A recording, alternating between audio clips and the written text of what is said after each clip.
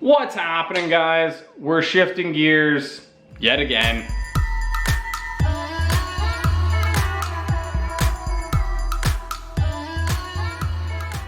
All right, so quick change of plans. We were gonna be solely focused on getting the car running. Last time we got the water necks done on the radiator. I did a little bit of weld repair after off camera, and they're now holding water. This is full of water. We got a dry floor. I had to reroute one of the coolant lines on the side there, so it was leaking water, but that's all together now.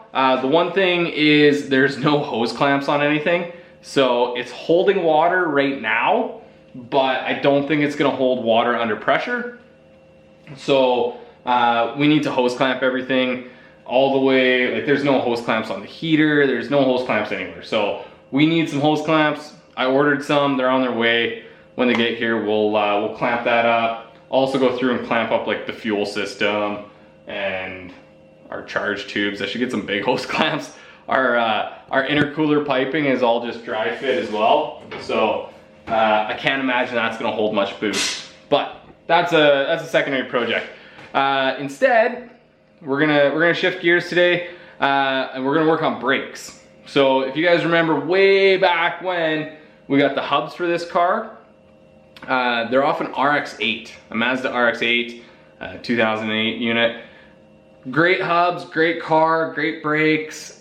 Terrible decision to get the parts off of it for this car, because the RX-8 didn't sell very well in North America, so there's not a lot of them around, and there's even less of them in junkyards. So when we went and got them, that was the only RX-8 in junkyards in Western Canada.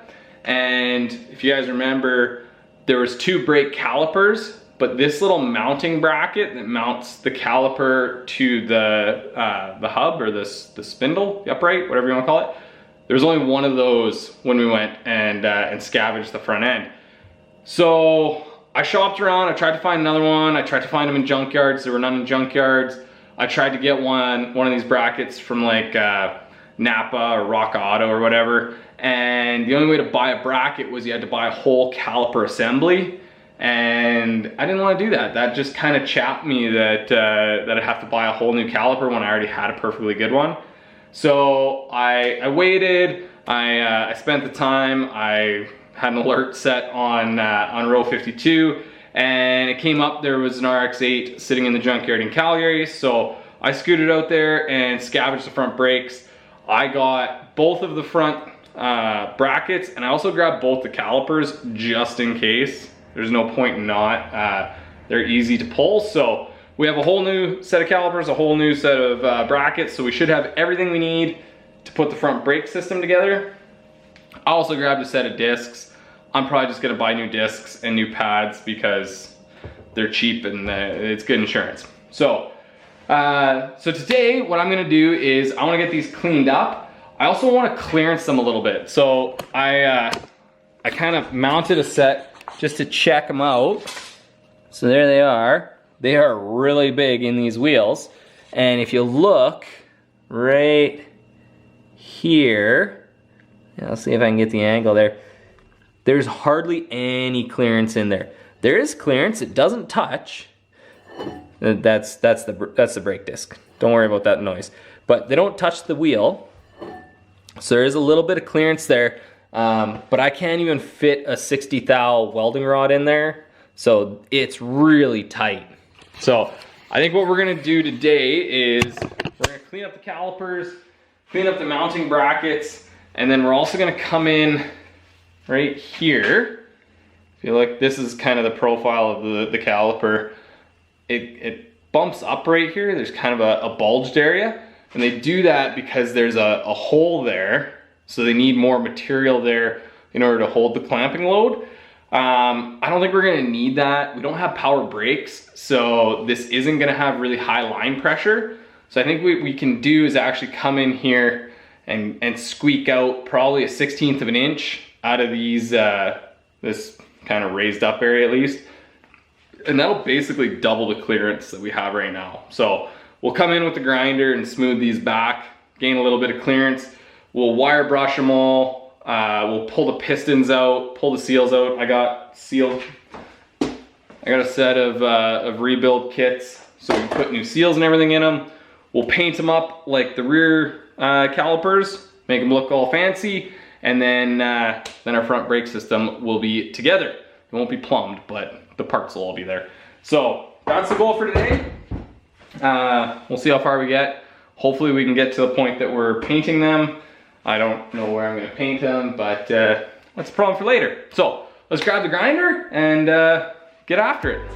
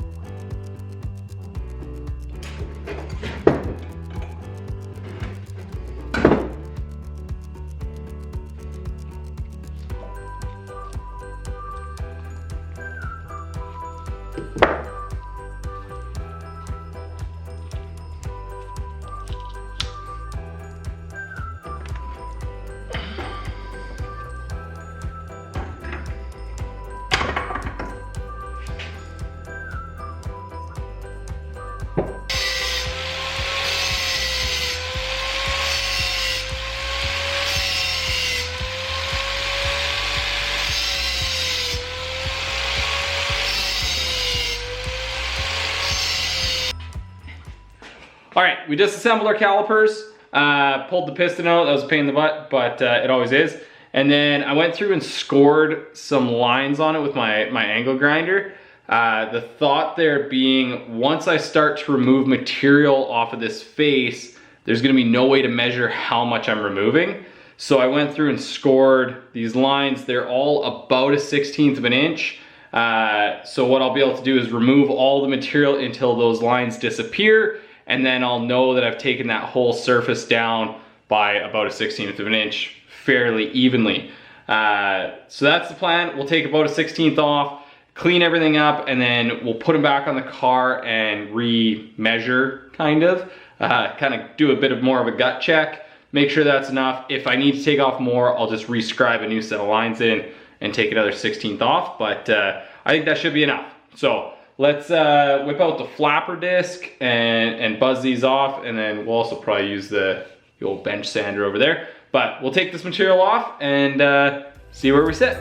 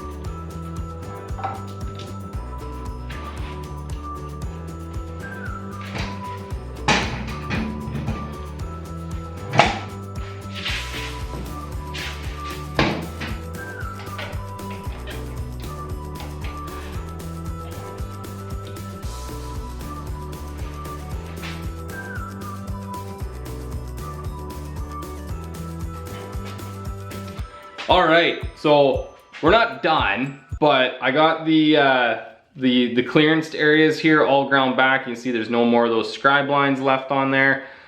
We took off about a 1/16 of an inch. So if you remember, I was testing it with 1/16 welding wire, 060. This is actually 1/8. And I got one of the calipers test fit on this side now, and we got clearance. So we got about 1/8 of an inch. There's a couple of tight spots that I might work on a little bit, just mark them out and re-grind it a little bit. But I think 1/8 of an inch is enough clearance. 1/16 is a little tight. I think 1/8 is good. So that's looking good. Now we just got to get all of the kind of rusty crap off of these things. I do want to paint them before we put them back on the car. So to do that, I got to get all that off.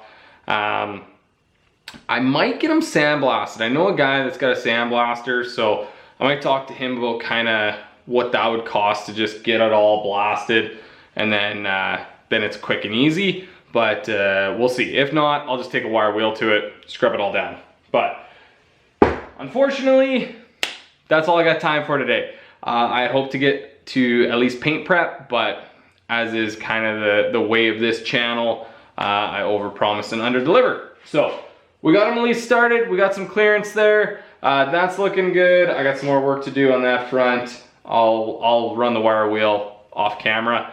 Yeah, so thank you so much for watching, you guys. Next episode will be in a few weeks. I'm not sure when, but tune back in for that. If you haven't already, hit the like and subscribe button. Go check us out on Instagram, Left Foot First Media, and we'll see you in a couple of weeks. I'm out of here.